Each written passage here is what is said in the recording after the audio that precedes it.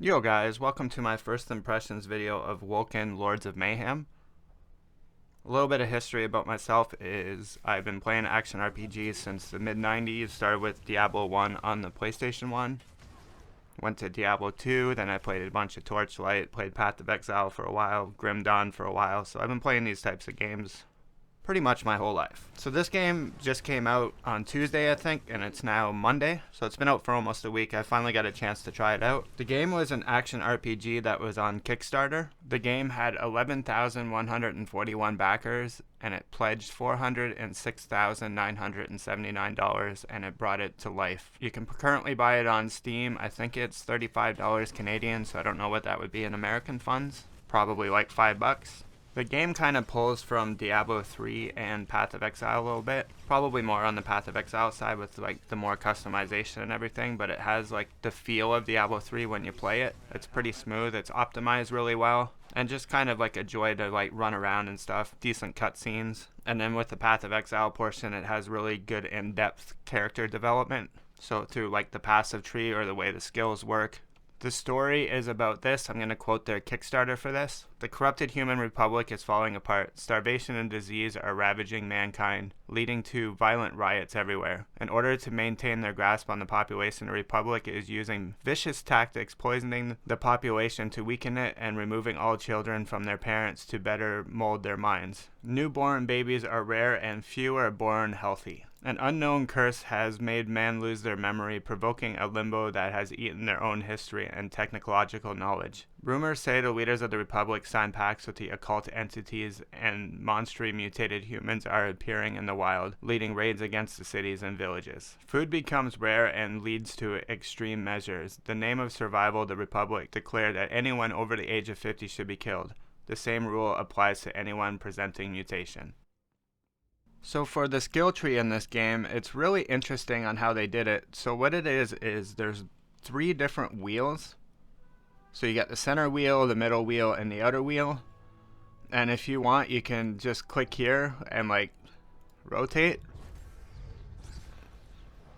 If you want, which makes it kind of cool because then you can kind of pick the path that you want to take, and then like say you wanted to take nodes here, but you wanted something from like over here, you can rotate it all the way over. So you can branch into the tree that you wanted. So there's pretty much 3 different classes, I'll call it. You have like your range class, which typically is the green. You have your melee class, which is the red, and then your magic class, which is the purple.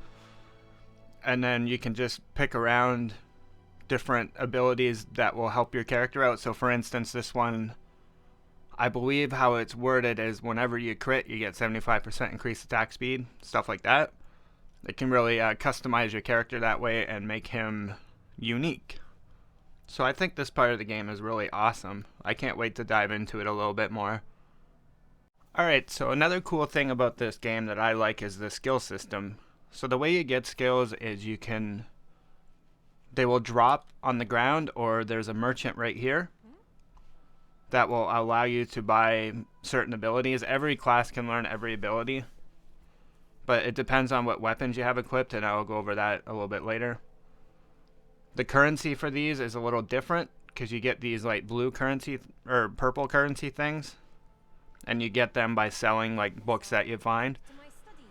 And you can also use those orbs to upgrade your skills to get more money. So for instance, I can quickly upgrade one. Just gotta find one here that I usually use. Where's my turret? There's my turret. So how it got 45, and then you got 116, and your skills level. So as they level, they get more points eventually, and they get stronger. So you can use these things to also level your skills. So boom, my skill went up another level, which is kind of cool.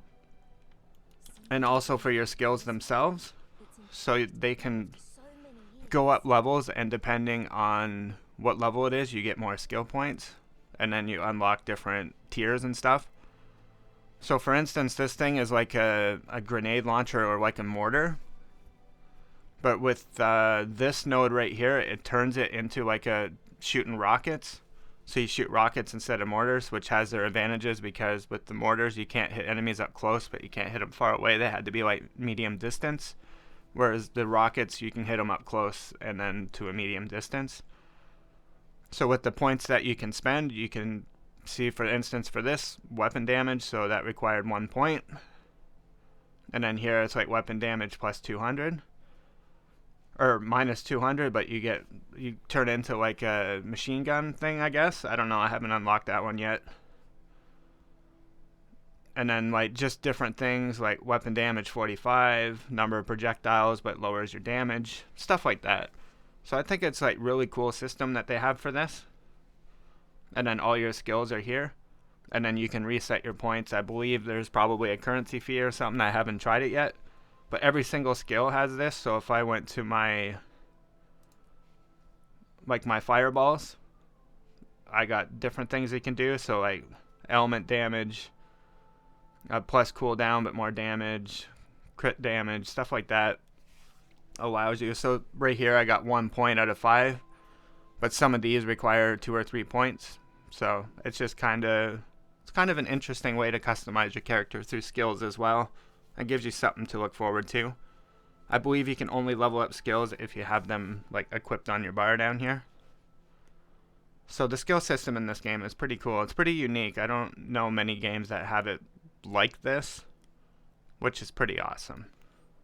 Another cool thing about this game is like you have your like inventory system, so you can wear like 2 sets of shoulders, 2 gloves or bracers, like your typical pants, boots, chest, whatnot.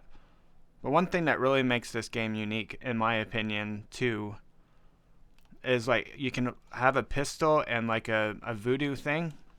So the way the skills work is you have to have certain weapons equipped for you to be able to use the skill. So for instance, my Havoc Orb requires you to have a dagger, bow, or a pistol. So the fact that I'm using a pistol allows me to use that skill. And then for my fireball ability, it requires me to have a catalyst or a staff. So here I'm with a catalyst, so I have a catalyst and a pistol. So the pistol allows me to shoot my mortars, so like so. And the fact that I have a pistol on allows me to do that. And then since I need have my willpower resource, I'll go over that in a minute, requires the embers, then I need my catalyst for that, so I can go like that, and then it will fill up my other resource too, and then I can go back to here. So it's kind of cool. Like you can have a shield on. I'm sure there's abilities with shields. I've only experimented with this because I think the idea of like a gunner mage was always cool, and not very many games have that. So the fact that you can have a pistol and then having the mojo thing or whatever it's called, catalyst, is kind of cool. Then you can kind of have these spells that you can shoot, or you can have your gun, which you can use your grenade launcher or whatever abilities, your turret. Like I have a turret as well. It just fires, whatnot, and you need a pistol for that. And then there's like melee skills that require you to have a melee weapon, stuff like that.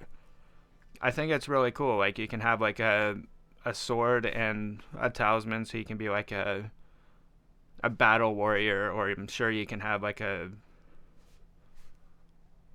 there's probably tons of combinations. I don't know the game that well, so this is the one I picked. I thought it was kind of awesome. It adds like a little unique thing to the game. It just more customization and whatnot. I think once people get more knowledgeable with the game, this is really going to open up a lot of build diversity and a lot of cool ideas as well. Alrighty, another thing that they added into the game to customize your character as well are 4 stat points that you can put points into. So every time you level, you get 10 points. So you can get a point in ferocity, which increases your critical strike chance with your abilities and your spells. Toughness, which increases your health and force shield, so a little tankiness. Agility, which allows you to increase your attack speed and your casting speed. And wisdom, which allows you to give you a better chance to put status elements on monsters, which I think is kind of cool. Like it just adds a little bit more depth to the game. And then every time you put a point in, it increases your damage like down here, so it kind of gives a passive increase to your damage. So right here it says total bonus damage for my attributes 200%. And then you can even click on here and then go through like your offense, and I think there might be defense, yeah, so survivability and everything in there as well. So I think that's kind of cool. And then you can respec your points with gold, or I'm guessing with the, I don't know what this resource is called, the magic stuff. And it just adds a little bit more fun to the game and customization, which is what these games need to survive, in my opinion. And then you get your health, and then you get your force shield as well. So increasing these things will increase that, and with your gear and everything. So this part of the game is really cool as well. Another thing that makes this game a lot different is the way the resource mechanic works. So down here you got your resource, and you have willpower and rage. I have the node that switches these two, so normally when you're out of combat you regen willpower, but there's a node on the tree that allows you to regen rage instead, so I can quickly go in and use my grenade launcher and blow stuff up. So the way it works is you have abilities that consume willpower, and you have abilities that consume rage. So when you consume rage, so I have 1,000 rage. If it consumes 500 rage, what it's going to do is transfer the rage over to willpower. So you have down to 500 rage, but you'll gain 500 willpower. And then if you use all your rage, you'll gain all your willpower. So you need abilities that use both your rage and your willpower. So for instance, my grenade launcher will use my rage, and what it's going to do is fill up my willpower. So here, I'll show you. So notice how it's slowly filling up the willpower. And then once your willpower goes up, then you have to use it to gain your rage back. So this is what my fireballs are for. So now it's filling up my rage. And then once your rage fills up, you use your rage spending abilities, and then it will fill up your willpower. And that's kind of like how the mechanic works. I think it's pretty awesome. So here, I'll show you one more time. Do all your that. Let your rage build up, and then use your rage abilities. It's really cool, and it's different. I never really seen too much like it, where you spend one resource to gain another, and then back and forth and whatnot. So that's a really awesome part about the game as well. All in all, I think this game has potential. I hope there's a fun end game to it, where it's like you work towards like fighting like a big boss, or like having like farmable bosses, like if I use example Diablo 2 where you farm Mephisto, or Path of Exile like when you did Elder, or now it's Sirius, I think his name is. Different things to do, like crafting or farming or whatever people are into.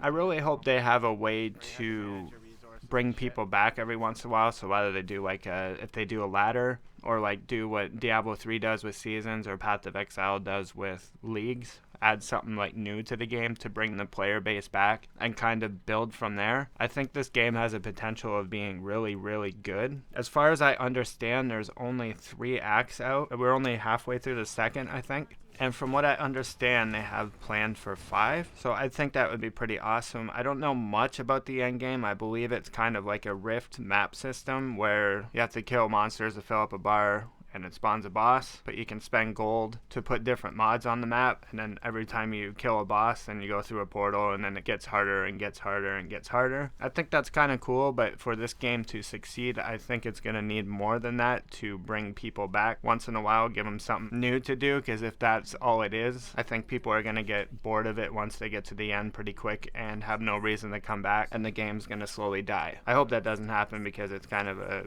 cool game so far. I am going to keep watching it, because I think it would be kind of interesting to make build guides and stuff from this game, watch where it goes, see it grow. Playing a game like this from the beginning is kind of good, because you can kind of grow with it, and then if it blooms into something great, then it's a lot easier of a learning curve, I'd find, than it would be to play the game after it's been out for a while and try to learn everything that's been implemented. I hope you guys enjoyed the video of my first impressions, and if you enjoyed the video, please hit the like and subscribe button. It'll help the channel out a lot. Thanks for watching, and have a great day.